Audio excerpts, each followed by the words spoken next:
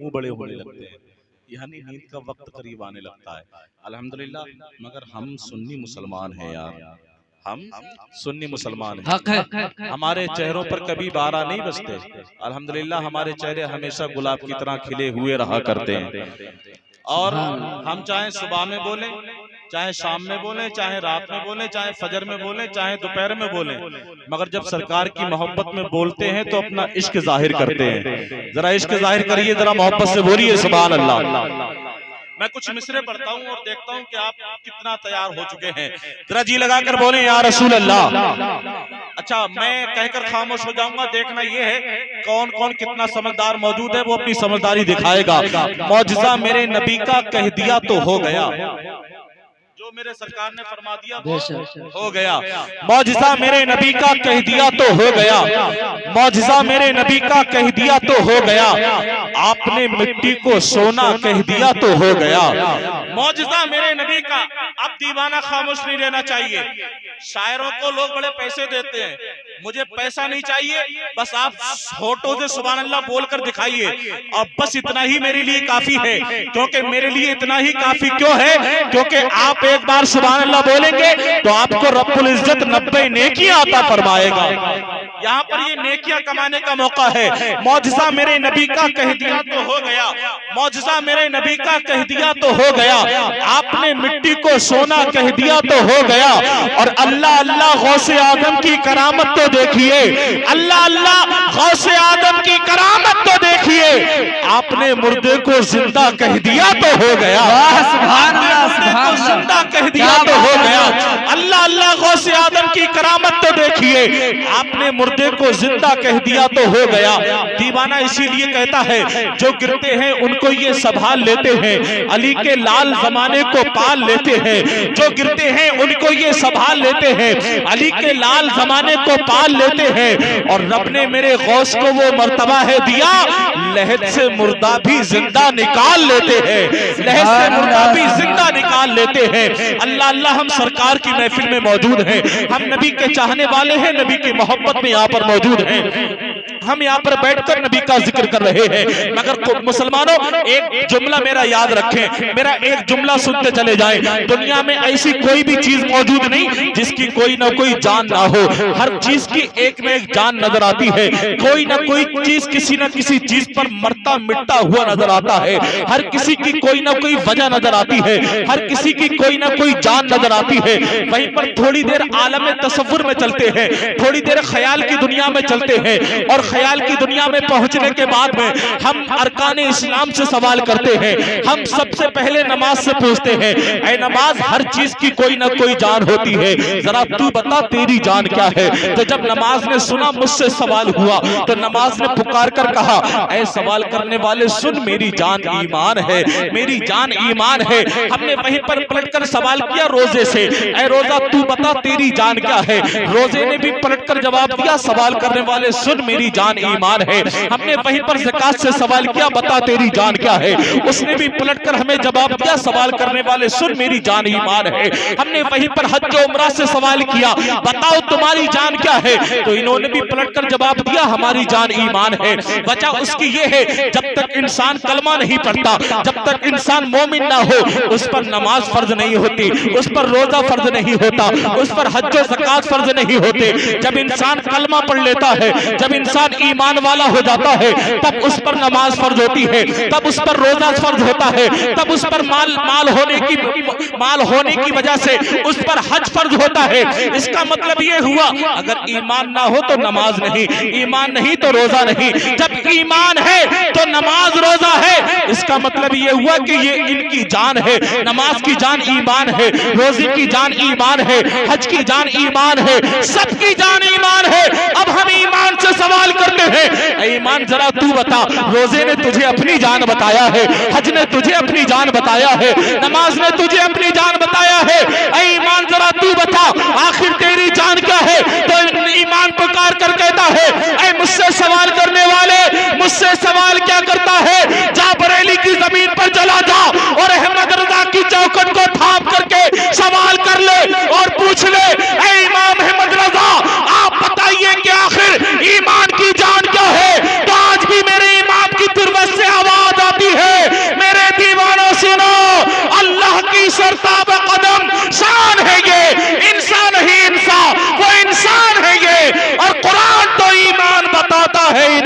ईमान ये कहता है मेरी जान है। सुभान अल्लाह, नारे तकबीर, नारे रिसालत, मसलके आला हजरत, सरजमीने महेशपुरा, नारे तकबीर, नारे रिसालत। ईमान ये कहता है मेरी जान है। ये हम उस नबी की महफिल में बैठे हुए हैं और आज ये जो सफर होने वाला है ये उसी बारगाह में सफर होने वाला है जिस बारगाह में फरिश्ते 70,000 सुबह को आते हैं, 70,000 फरिश्ते शाम में हाजिरी के लिए आते हैं। मेरे इमाम कहते हैं हर चरागे मजार पर कुदसी कैसे परवाना वार फिरते हैं। मेरे इमाम ने हर मोड़ पर अपने चाहने वालों की रहनुमाई फरमाई है। ये सफर उस दयार की जानिब है, उस नबी की बारगाह में ये जा रहे हैं जिसने किसी वक्त में उंगली का इशारा फरमाया था तो चांद के 2 टुकड़े फरमा दिए थे, जिसने कभी किसी वक्त में उंगली का इशारा फरमाया था तो डूबे सूरज को वापस बुला दिया था। मेरे इमाम मेरे नबी ने उंगली का इशारा फरमाया, डूबे सूरज को वापस बुला लिया। आइए मैं आपको बताता हुआ चलो, मकाम सहबा है, हजरत अली मौजूद हैं, सरकार हजरत अली के जानुए मुबारक पर सर रख के आराम कर रहे हैं। हजरत अली देख रहे हैं सूरज की तरफ, असर की नमाज का वक्त है, हजरत अली की नजर सूरज की तरफ है। देखते ही देखते वो वक्त आता है कि सूरज गुरूब हो जाता है। जैसे ही सूरज गुरूब हुआ हजरत अली की असर की नमाज कदा हो गई। हजरत अली की जब नमाज कदा हुई हजरत अली रोने लगे। हजरत अली जब रोए तो आंसू टपक करके हजरत सरकार के रुखे अनवर पर गिरता है। सरकार ने जब ये देखा कि रुखे अनवर पर की कोई चीज टपकी है, सरकार बेदार हो जाते हैं। देखते हैं कि हजरत अली रो रहे हैं। अली से सवाल करते हैं, इरशाद फरमाते हैं, ए अली तुझे किस चीज ने रुलाया है, तुझे किस चीज ने परेशान किया है। हजरत अली अर्ज करते हैं, या रसूल अल्लाह मैंने देखा सूरज डूब रहा था, मेरे देखते ही देखते सूरज गुरूब हो गया, मेरी असर की नमाज कदा हो गई या रसूल अल्लाह। तो जानते हैं सरकार ने क्या फरमाया? सरकार ने फरमाया, ए अली जरा ये बताओ तुम नमाज को अदा पढ़ना चाहते हो या कदा पढ़ना चाहते हो? हजरत अली अर्ज करते हैं, या रसूल अल्लाह जिसके पास आप जैसा नबी हो वो अली नमाज को कदा कैसे पढ़ सकता है? अली तो नमाज को अदा ही पढ़ना चाहता है, अली तो नमाज को अदा पढ़ना चाहता है। आका ने फरमाया, ठीक है जब अदा पढ़ना चाहते हो तो ठहर जाओ। आका ने उंगली का इशारा फरमाया डूबे सूरज की तरफ। हजरत अली ने कहा, या रसूल अल्लाह सूरज इस जगह पर गुरूब हुआ। आका ने इशारा फरमाया, जैसे ही इशारा हुआ डूबा सूरज पलट करके वापस आ गया, डूबा सूरज लौट करके वापस आ गया, डूबा सूरज वापस जैसे ही आया हजरत अली ने नमाज अदा करना शुरू कर दी। हम सूरज की बात सूरज से सवाल करते हैं, ऐ सूरज तू नबी के इशारे पर पलट करके तो आ गया, जरा अब तू ये बता तू गुरूब कब होगा? तेरा गुरूब होने का वक्त तो जा चुका, तू दोबारा से लौट करके आया है, तू ये बता कि अब गुरूब कब होगा? तो सूरज जवाब देता है, ऐ नबी के दीवाने ये मुझसे क्या पूछता है कि मैं कब गुरूब होगा? ये तो अली से पूछ कि उनकी नमाज कब मुकम्मल होगी। अली से पूछ उनकी नमाज कब मुकम्मल होगी। वहीं पर दीवाना कहता है, अगर अली असर की नमाज को कयामत तक पूरा ना करते तो सूरज कयामत तक डूबता ही नहीं। ये अली है जिनकी खातिर मेरे आका ने डूबे सूरज को बुलाया है। उस नबी की दयार में आज की ये हाजिरी होने वाली है जिसने उंगली का इशारा फरमाया, चांद के टुकड़े फरमा दिए, उंगली का इशारा किया, डूबे सूरज को वापस बुला लिया।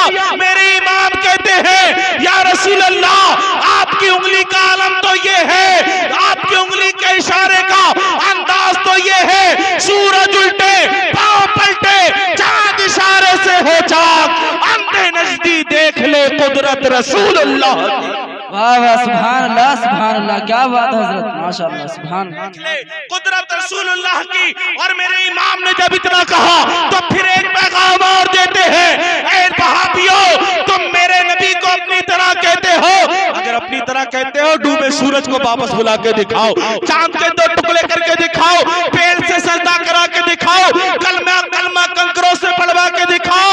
अगर ये नहीं कर सकते तो फिर मेरा पैगाम सुनो। मेरे इमाम कहते हैं, जो सूरज उल्टे पांव पलटे चांद इशारे से हो चाक, अंधे नजदी देख ले कुदरत रसूलुल्लाह की। और आगे कहते हैं, ऐ वहाबियों सुनो, तुझसे और जन्नत से क्या मतलब वहां भी दूर हो, हम रसूलुल्लाह के जन्नत रसूलुल्लाह। सुभान अल्लाह, नारे तकबीर, नारे रिसालत, मसलके आला हजरत, मसलके आला हजरत, सरजमीने महशपुरा, सफरे मदीना, नारे तकबीर, नारे रिसालत। हम रसूलुल्लाह के जन्नत रसूलुल्लाह की उस दयार की हाजिरी के लिए जा रहे हैं, उस नबी की बारगाह में ये जा रहे हैं जिसकी बारगाह में एक यहूदी आया। आने के बाद अर्ज करता है, ऐ मोहम्मद क्या आप अल्लाह के रसूल हैं? सरकार ने फरमाया, हाँ मैं अल्लाह का रसूल हूँ, हाँ मैं अल्लाह का नबी हूँ। तो वो यहूदी कहता है, अगर आप अल्लाह के नबी हैं तो अल्लाह का नबी ऐसा नहीं होता, अल्लाह का नबी कोई ना कोई मौजज़ा लेकर के आता है, अल्लाह का नबी कोई ना कोई पावर लेकर के आता है, मैं कुछ देखना चाहता हूँ। आका ने जब इतना सुना, इरशाद फरमाया, ऐ यहूदी जरा बता क्या देखना चाहता है, क्या देखना चाहता है? ये बात तो वही कह सकता है जिसके पास हर तरीके का पावर मौजूद हो, जिसके पास हर तरीके का पावर मौजूद हो। अब जब ये कह दिया तो इससे ये पता चला कि जितने नबी आदम से ईसा तक आए, अल्लाह ने किसी को 2 मौजज़े दिए, किसी को 4, किसी को 5, किसी को 1, किसी को कितने ही मौजज़े दिए, मगर जब अपने महबूब को दुनिया में भेजा तो 1 या 10, 20, 100 नहीं, बल्कि सर से पैर तक मौजज़ा बना करके दुनिया में भेजा। सर से पैर सुभान अल्लाह, क्या बात करके दुनिया में भेजा। यहूदी की नजर जब इधर उधर दौड़ी, यहूदी को भी कुछ ना दिखा, कहने लगा, अगर आप अल्लाह के नबी हैं तो इस पेड़ को मेरे पास बुला करके दिखाओ, इस पेड़ को अपने पास बुला कर दिखाओ। सरकार ने फरमाया, इस पेड़ को मैं नहीं बुलाता, बल्कि तू जा। सुभान अल्लाह, तवज्जो से सुने, तू जा और तू जाकर के इस पेड़ से ये कह दे, ऐ पेड़ तुझे आमना के लाल ने बुलाया है। सुभान अल्लाह, क्या बात है, सुभान अल्लाह, आमना के लाल ने बुलाया है, तुझे नबियों के सुल्तान ने बुलाया है। यहूदी गया, जाने के बाद कह दिया कि ऐ पेड़ तुझे आमना के लाल ने बुलाया है। नबी की आवाज वहां तक नहीं पहुंची, नबी ने नहीं कहा, यहूदी से कहलवाया, जा तुझे, तू ये पेड़ से जाकर कह दे तुझे आमना के लाल ने बुलाया है।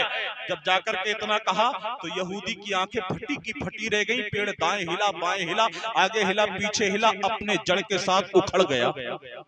उखड़ने के बाद गिरा नहीं, उखड़ने के बाद गिरा नहीं, बल्कि चल करके सरकार की बारगाह में हाजिर हो गया। सरकार की बारगाह में जब हाजिर हुआ तो यहूदी देख रहा था, ये पेड़ तो सरकार की बारगाह में आ गया, और जब हाजिर हुआ तो तमाम सुन्नियों का अकीदा बचा गया, और जब हाजिर हुआ तो खामोश नहीं रहा, बल्कि यूं कहता है, अस्सलातु वस्सलामु अलैका या रसूल अल्लाह, अस्सलातु वस्सलामु अलैका या नबी अल्लाह, अस्सलातु वस्सलामु अलैका या हबीब अल्लाह। जब यहूदी ने इतना सुना, कहने लगा, मैं मान गया कि आप अल्लाह के रसूल हैं, मुझे भी कलमा पढ़ाइए, ईमान में दाखिल फरमा लीजिए। सुभान अल्लाह, क्या बात है, बहुत खूब। उस तैयार की हाजिरी के लिए जा रहे हैं, उस तैयार की हाजिरी के लिए जिस तैयार के बारे में मेरा अल्लाह फरमाता है, ऐ महबूब तुम लोगों से कह दो, जब लोग अपनी जानों पर जुल्म कर बैठे तो वो आपकी बारगाह में आए। सुभान अल्लाह, आपकी बारगाह में आए और आपका वसीला बना करके मुझसे दुआ करें, तो अनकरीब आपके वसीले से परवरदिगार उनके गुनाहों को माफ फरमा दे। सुभान अल्लाह, सुभान अल्लाह। ये उस तैयार की हाजिरी है। इंसान काबे में जाता है, पलट करके वापस आ जाता है, और सुन्नी भी जाता है काबे के अंदर। सुन्नी जब काबे में पहुंचता है, और ये तो इनके जाने के ऊपर है, ना जाने ये पहले मदीना शरीफ पहुंचे या काबे की तरफ पहुंचे, बहरहाल जहां भी पहुंचे वहां पर जाना ही मुकद्दर की बात है।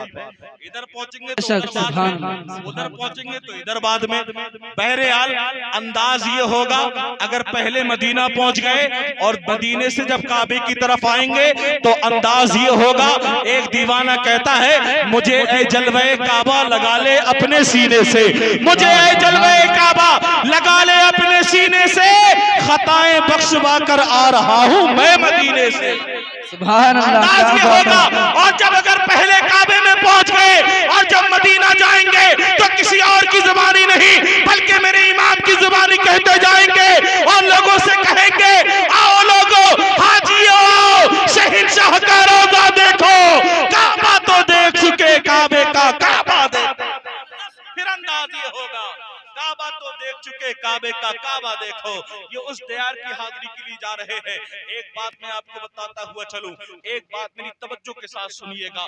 मदीना शरीफ की जमीन है, उस जमीन की बात मैं कर रहा हूं जिस जमीन पर सरकार का मज़ार मुबारक बना हुआ है, जिस जमीन से सरकार का जिसमें अथर टच है, वो जमीन ऐसी जमीन है, तमाम उलमा का इस बात पर इत्तेफाक है कि जो जगह सरकार के बदन मुबारक से टच है वो जमीन काबे से भी अफजल है, अर्शे आजम से भी अफजल है। काबे से भी अफजल, अर्शे आजम बेशक, सुभान अल्लाह, क्या बात है।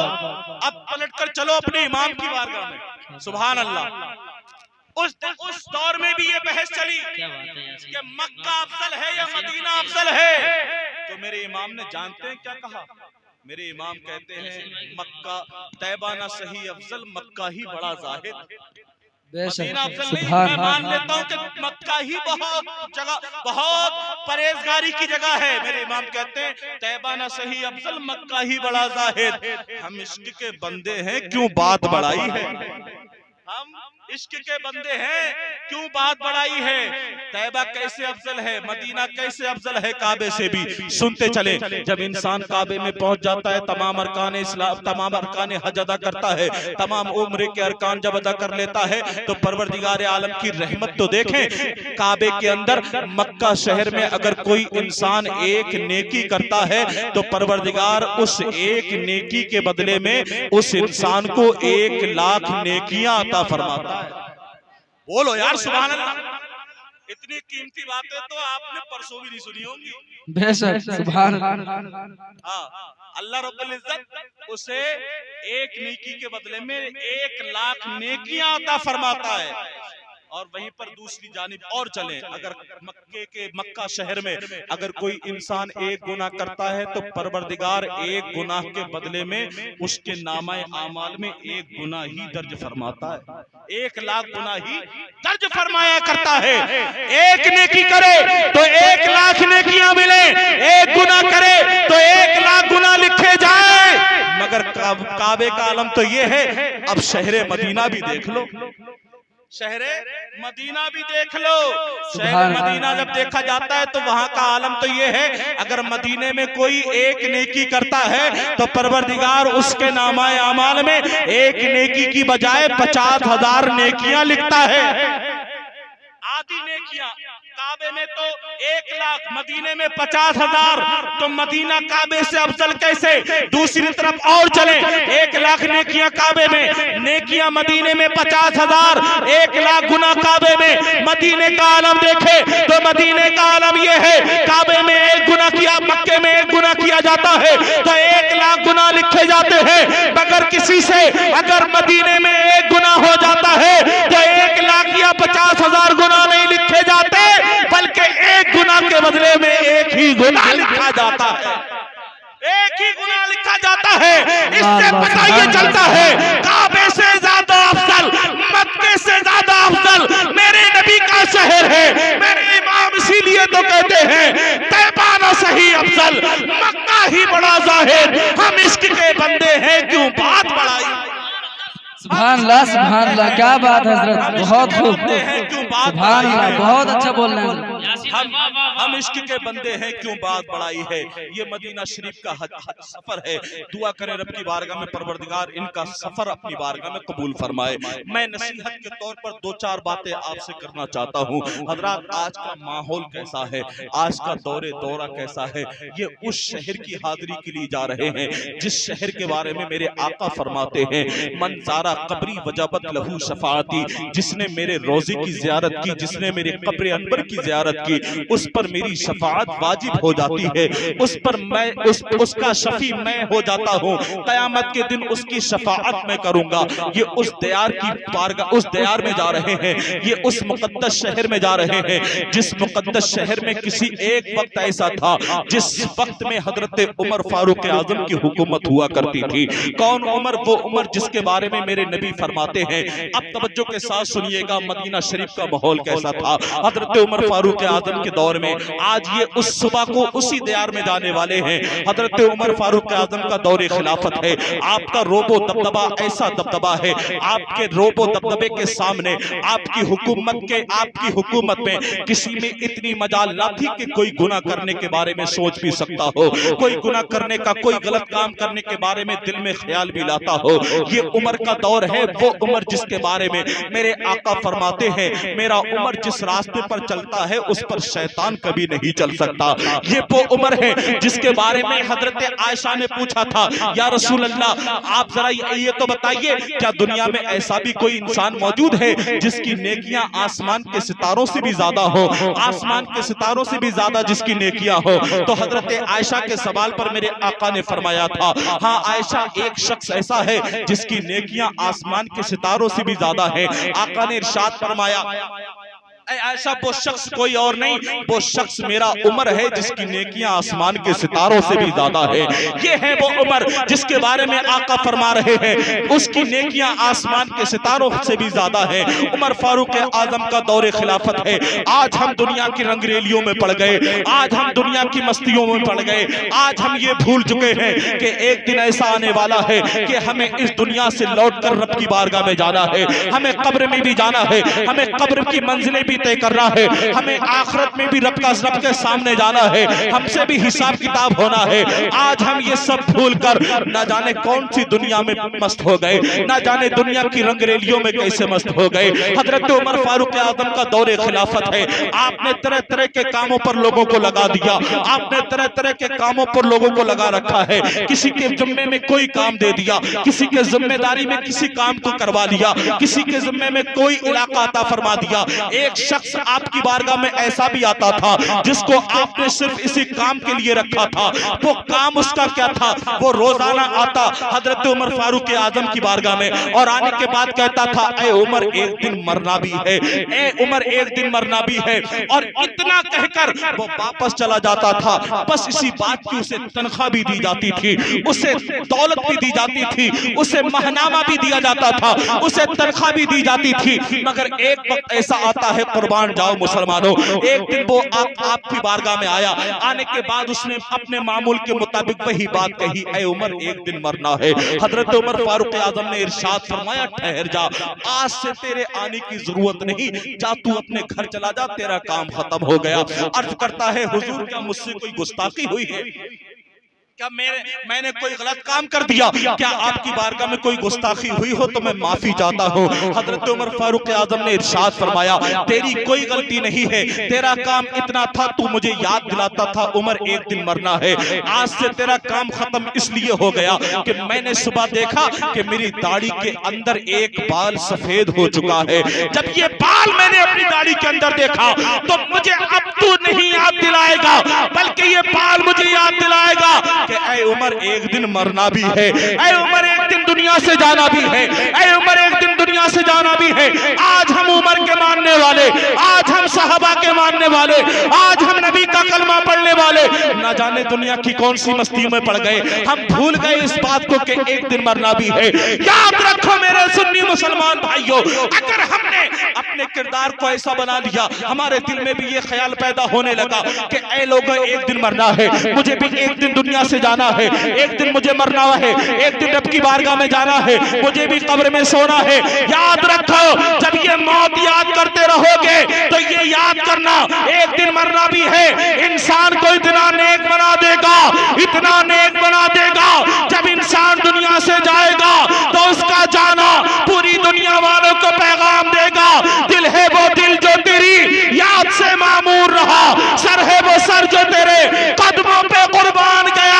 और ये ऐसा बना देगा, जब तुम जाओगे तुम्हारा जाना पूरी दुनिया को ये पैगाम देगा, उन्हें जाना, उन्हें माना, ना रखा गैर से काम, लिल्लाहिल हम्द में दुनिया से मुसलमान। सुभान अल्लाह, नारे तकबीर, नारे रिसालत, मसलके आला हजरत, सरजमीने महशपुरा, सफरे मदीना, नारे तकबीर, नारे रिसालत। लिल्लाहिल हम्द मैं दुनिया से मुसलमान गया, लिल्लाहिल हम्द मैं दुनिया से मुसलमान गया। अगर ये बात हमारे दिल में भी पैदा होने लगे कि एक दिन मरना है, हम उमर के मानने वाले हैं, वो हमारे हीरो हैं, आज न जाने हम किस किस के पीछे पड़ गए। हम उस उमर के मानने वाले हैं जो रातों को मदीने की गलियों में टहला करते थे और देखते थे कि मेरी हुकूमत में कोई परेशान तो नहीं है, बस मेरी ये आखिरी बात सुनते चले। और इससे भी एक पैगाम लेकर के आज की इस महफिल से उठे।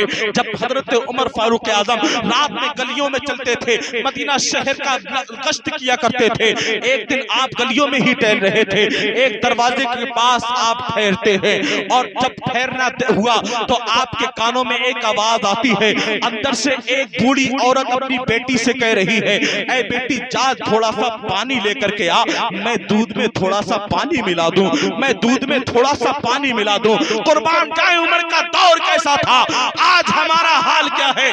बेटी ने जब इतना सुना कि माँ पानी दूध में डालने के लिए कह रही है, तो बेटी ने कहा माँ तुम्हें पता नहीं कि उमर का दौर चल रहा है, माँ तुम्हें पता नहीं है कि उमर का दौर चल रहा है। अगर उमर को पता चल गया तो माँ खैरियत नहीं। ऐसा दौर था उमर का, अगर उमर को पता चला तो फिर खैरियत नहीं है। तो माँ ने पलट कर कहा बेटी उमर कोई देख थोड़ी रहा है, ला पानी लेके आ। और आज का हमारा हाल क्या है, अभी मैं आपको बताऊंगा हाल क्या है। जा पानी लेके आ, उमर कोई देख थोड़ी रहा है। तो जानते हैं वो पहले के मुसलमान थे जिनका ईमान इतना मजबूत था। बेटी ने जब इतना सुना तो बेटी ने माँ से कहा, ऐ माँ अगर उमर नहीं देख रहा तो उमर का खुदा तो देख रहा है, उमर का खुदा तो देख रहा है।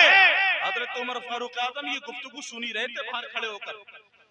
अगर उमर नहीं तो उमर का खुदा तो देख रहा है। आज इंसान सट्टा खेल के आए, जुआ खेल के आए, शराब मुंह से लगा के आए, तरह तरह की किसी की चुगलखोरी करके आए, नमाज छोड़े, रोजा छोड़े, रमजान आने वाले हैं, न जाने कितने ऐसे निकलेंगे देख लेना, तरह तरह के बुरे काम करे, मगर दिल में ख्याल पैदा नहीं होता कि कोई देखे या ना देखे। छुप के करो, तुम गलियों में छुप करके करो, शराब छुप के पी लो, जुआ छुप के खेल लो, मगर आज इंसान का हाल ये है कि उसे पता ही नहीं कि खुदा देख रहा है। वो उमर का दौर था, वो पहले के मुसलमान थे जिनका ये ईमान था, अगर उमर रही तो उमर का खुदा तो देख रहा है।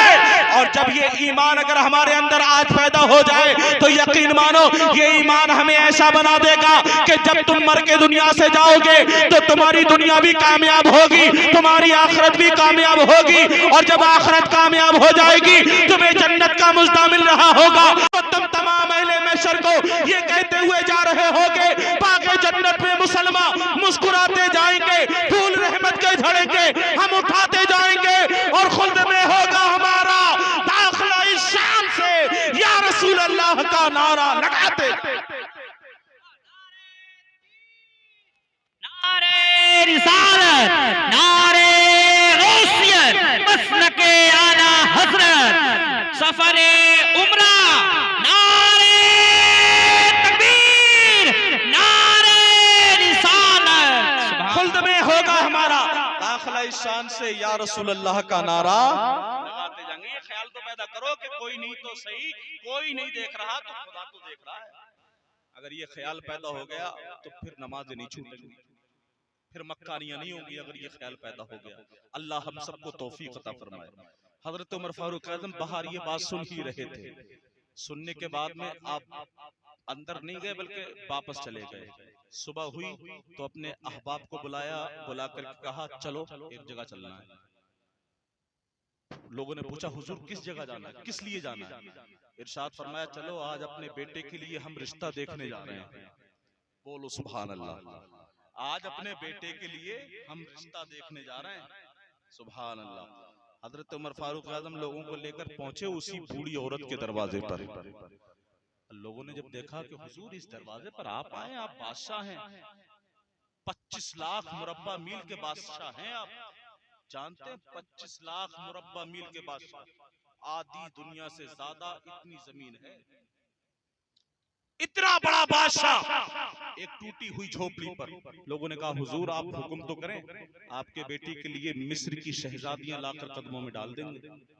आप हुक्म करें, ईरान की शहजादियां आपके बेटे के लिए लाकर डाल देंगे। तो जानते हैं उमर का एक तारीखी जवाब सुने, मैं फिर बात को खत्म करूंगा। उमर का तारीखी जवाब एक ये था, ऐ लोगों तुम मेरे कदमों में शहजादियां लाकर डाल दोगे, मगर वो कहां से लाओगे जिसका ईमान ये है कि खुदा तो देख रहा है, वो कहां से लाओगे?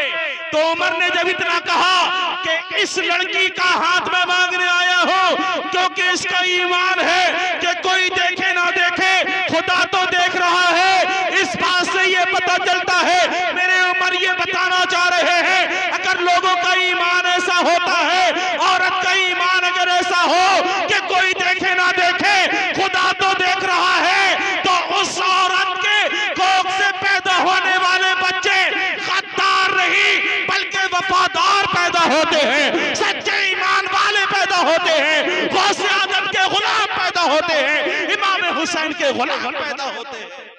सुभान अल्लाह, क्या बात है, बहुत गरीब नवाज के गुलाम पैदा हुआ करते हैं। ये ख्याल दिल में पैदा तो करो, कोई देखे ना देखे खुदा देख रहा है। अगर ये ख्याल दिल में पैदा हो जाएगा, और एक दिन याद रखो मरना जरूर है, दुनिया से जाना जरूर है, तो ऐसे बन के ना जाओ गली में शराब पी करके आ गए, अरे किसी ने नहीं देखा, नमाज छोड़ दी अरे किसी ने नहीं देखा, रोजा छोड़ दिया किसी ने नहीं देखा, सट्टा खेल लिया किसी ने नहीं देखा। ऐसा मत सोचो, बल्कि ऐसा सोचो कि अगर कोई नहीं देख रहा तो खुदा तो देख रहा है। जब तुम ऐसा सोच करके रखोगे तो जुआ की तरफ कदम नहीं बढ़ेगा, नमाज छोड़ने का इरादा दिल में पैदा नहीं होगा, रोजा छोड़ने का इरादा दिल में पैदा नहीं होगा। और जब तुम्हें ये मजबूत ख्याल तुम्हारे दिल में रहेगा, और जब तुम इसी मजबूत ख्याल के साथ दुनिया से जाओगे, तो जानते हो ऐसे जाने के बारे में, ऐसे जाने वालों के बारे में मेरे इमाम क्या कहते हैं? मेरे इमाम ऐसे जाने वालों के बारे में कहते हैं, अर्श पर धूमें मचे वो मोमिने सोले मिला, अर्श पर धूमें मचे। ऐसे बन करके जाओ कि अर्श आदम पर धूम मची हो, फरिश्ते एक दूसरे को मुबारकबाद देते हैं, अरे मुबारक हो, एक पाक रूह आ रही है।